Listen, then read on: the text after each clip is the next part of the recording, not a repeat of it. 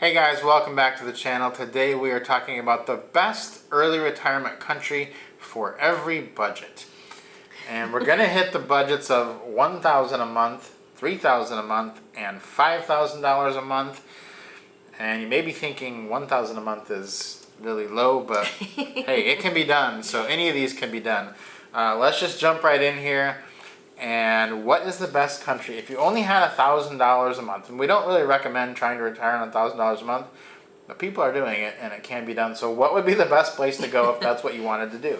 Yes, I would highly recommend Vietnam because you are still going to, at that price point, going to still get good housing, and the food and everything else is going to be pretty nominal for the most part. You're going to spend probably most of your budget on your housing in Vietnam, right? Yeah, you will, and the rest of it, everything is going to be pretty inexpensive. You could pretty easily live on $1,000 a month in Vietnam. I think if you set aside a budget of $400 for your housing, you would be totally fine. A lot of the rest of that would be taken up with food. You'd have a little bit for your SIM card and transportation, but other than that, you could get by pretty easily. We're in Vietnam right now. That's where we are. So we're filming this from Vietnam. So everything is kind of fresh in our minds. We'll give you a little examples of what we've been doing. But even things like entertainment, we've been to the movies here. We just went and saw the brand new Oppenheimer movie. Went to I think it was a Friday night showing, and just walked up to the theater. It was in English. And got our tickets, and the tickets for the movie theater were $4 for the new release movie. Mm-hmm. So, the thing is, I hadn't been to a movie back home in the United States in many years, and I asked some friends, "Hey, how much is the movie back home?" And one of them said $24. I was like, $24? Is that true? Let me know how much you're paying for a movie in the comments back in the United States, because that can't be right, can it? We're paying $4 here, and I was like, that's crazy. So then we spent less than that on 2 tickets, popcorn, and a water. Yeah, much less. Before the movie was in a mall, and so we were hungry, and we did this thing that we sometimes do. We're not going to shy away from telling you what we did here. Because we went to McDonald's, and sometimes when you're in a foreign country, McDonald's just tastes really good.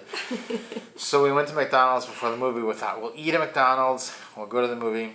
So I get to McDonald's, I order burger, fries, and a drink. It was $1.64 for all 3 things. And I can't remember, even as a kid, paying less than $2 for a McDonald's burger, fries, and a drink. Can you? Yeah.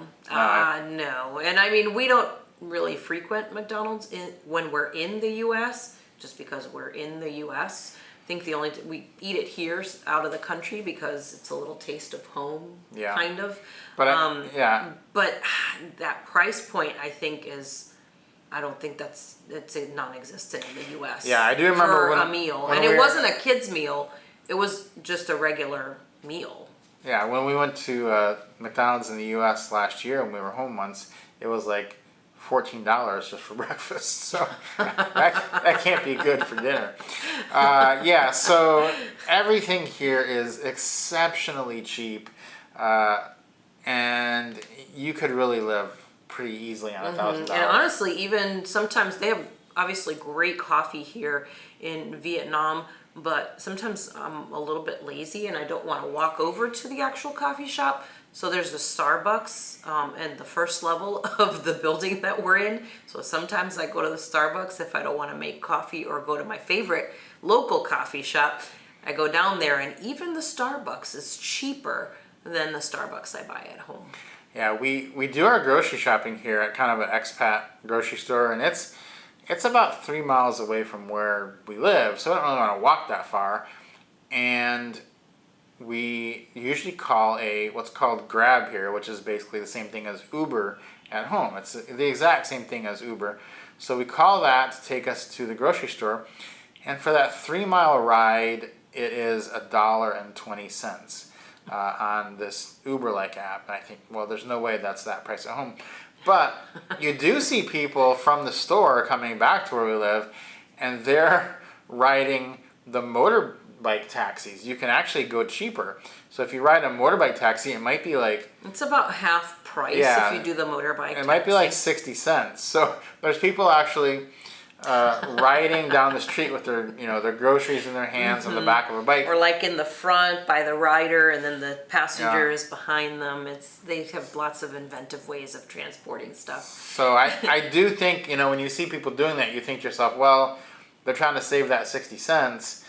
They're probably living, they're trying to live on that $1,000 Yep. a month, which it totally can be done. And that will make a difference for sure over the long haul. You add that up, half price for transportation, and it's actually quite simple. If it's just one person, there's a lot of people, and if you're living here, if you're doing it solo, also super easy to make it into that range. So really not bad at all. Yeah, we don't do it. Still a 'cause good life. The two of us on the motorbike, probably, there'd be three of us with the driver. Yeah, With well, we'd have to get groceries. 2 motorbikes with the groceries. So then the It'd cost be kind of ridiculous. It'd be the same. would be the so same cost we as just the car. get the car. All right, so moving on to, that's Vietnam, $1,000 a month, you could do it pretty easily.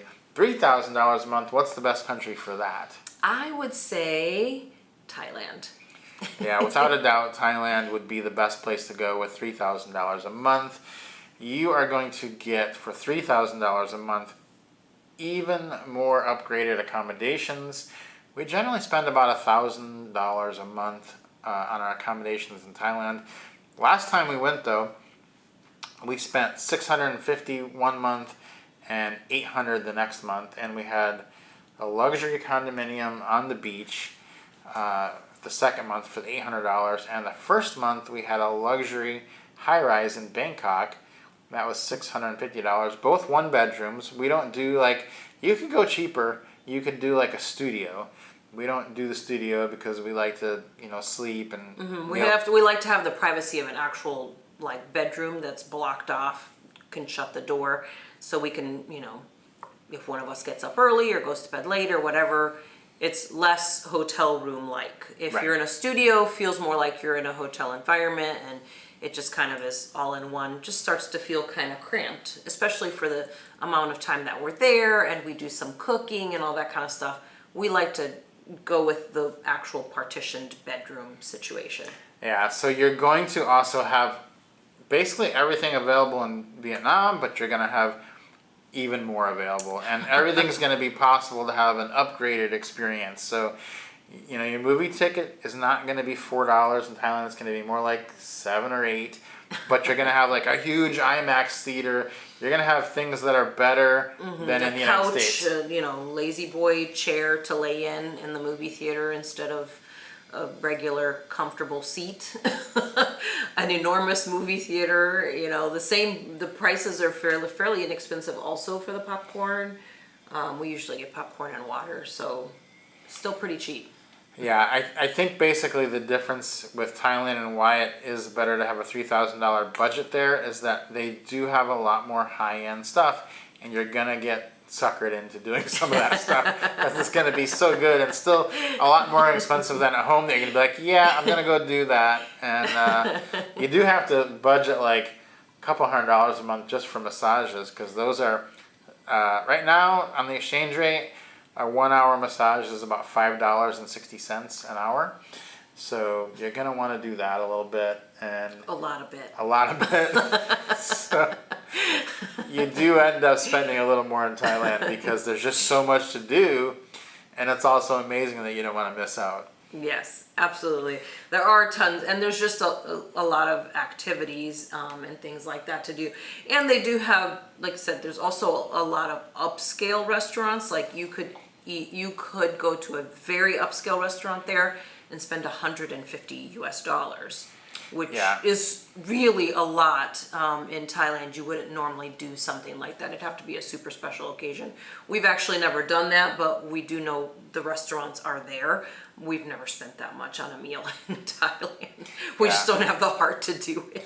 But you can go to things like Sky Bars, and you're going to spend $15 to $20 there instead of a $4 meal on the street. So you can kind of upgrade and elevate your experience as high as you want it to. And that's what we love about it, is that whatever your budget is, you can get the level of luxury that you want. and don't have to really pay a lot to get it. So Thailand on $3,000 a month, the perfect choice.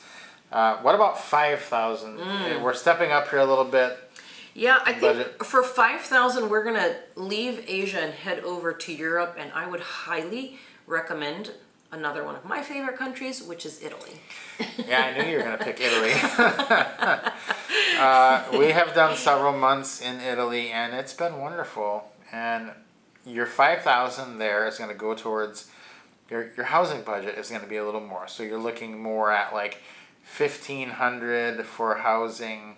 And if you're looking at kind of keeping your housing at a third of your monthly budget, that makes sense. You might even stretch it to 15, 16, 1,700, and you're going to get a really nice apartment in Rome or overlooking the water somewhere in a coastal town. So that's going to take up a good chunk of your budget. Then you're going to do a lot of money on food because the food is amazing. You're going to want to go do some experiences.